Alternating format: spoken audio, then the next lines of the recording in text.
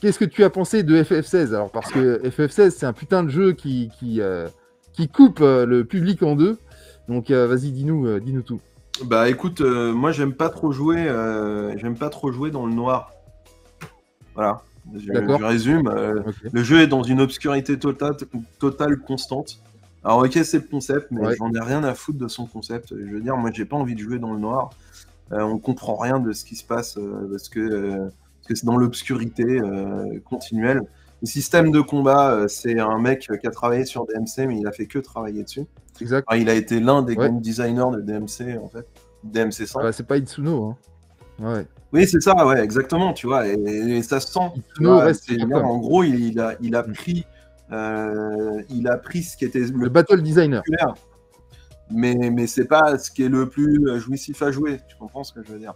Ensuite, les buzz, bon, bah, c'est très bien parce que c'était vraiment la marque hyper importante du jeu. Enfin, en tout cas, c'était le truc sur lequel on devait tous avoir la trick. Et au final, bah, des combats qui durent un quart d'heure, 20 minutes, ultra mise en scène, et qui en termes de gameplay, il n'y a rien de très intéressant. Bon.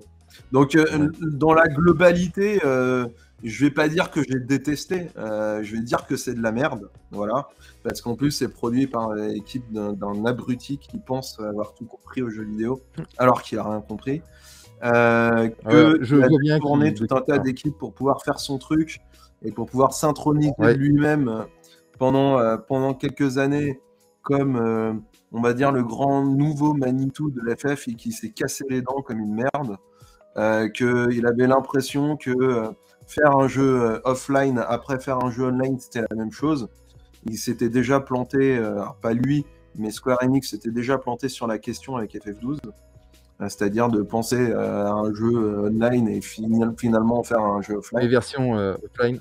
Ouais, et au final, bon bah voilà, après que les gens kiffent FF14, ils ont le droit, hein, c'est leur problème. Mais FF16, c'est tout ce qu'il fallait pas faire en fait. Donc c'est très bien d'une certaine manière parce que bah, d'une part, il s'est pris une droite juste avec un trailer de FF7 Reverse qui était assez violente. C'est-à-dire genre FF16 sort et derrière il y a un trailer de FF7 Reverse qui arrive et qui remet les choses, les pendules à l'heure immédiate, c'est-à-dire un jeu vidéo face à une espèce de sous-merde de trucs marketing qui est ultra mal vendu de surcroît.